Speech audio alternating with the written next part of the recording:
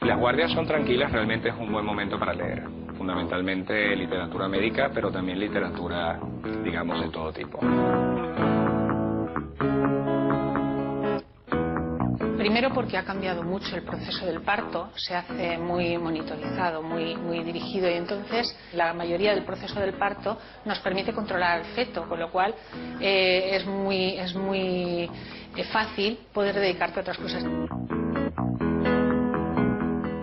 Hay montones de compañeros y de compañeras que realmente sí que utilizan la lectura como un modo de evadirse a lo mejor entre un momento determinado del trabajo y otro. Por el contrario, hay gente que, y este es mi caso, en el que para leer necesito un entorno tranquilo, donde me concentre muchísimo más.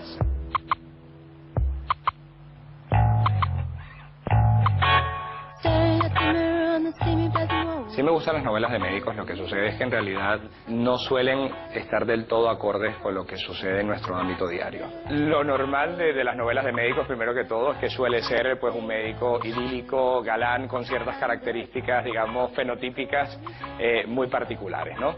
Y por otra parte, digamos que la realidad de nuestra cotidianidad pues no da para tantas relaciones interpersonales como en las novelas de médicos suelen aparecer, ¿no? Suelen ser más relacionadas con el contacto interpersonal que con el trabajo médico. Hombre, nunca cuando lo leemos extrapolarlo a la situación en la que nos encontramos nunca es del todo real, es decir, se basan en historias reales, pero realmente no es así. Siempre hay un determinado grado de deformidad en el que decimos no se ajusta en nada a lo que realmente sucede. Lo que es fácil es leer sobre un parto y de repente darte cuenta de que eso lo has vivido tú, de que eso lo puedes manejar tú.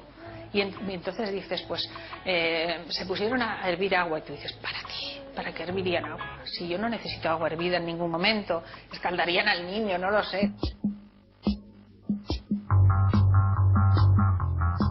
Esta biblioteca, su finalidad es lúdica y cultural, claro, pero tenemos libros que los tenemos como obras de referencia, por ejemplo, pues un atlas de anatomía, pues recetas cardiosaludables, cosas, digamos, básicas, ¿no?, para los enfermos.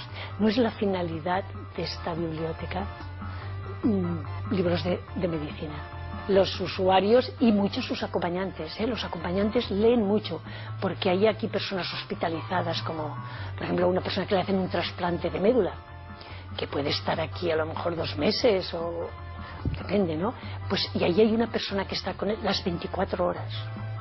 Entonces leen muchísimo y nos dicen que les de gran ayuda, ¿no?